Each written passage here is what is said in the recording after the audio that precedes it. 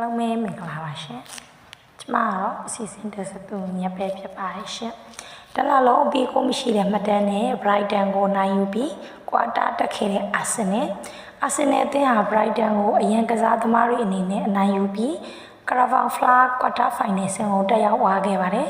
ဒီပွဲရဲ့အရေးကြီးဆုံးအချက်ကတော့ Arsenal ဟာအောက်တိုဘာလအတွင်းကစားခဲ့တဲ့6ပွဲလုံးမှာ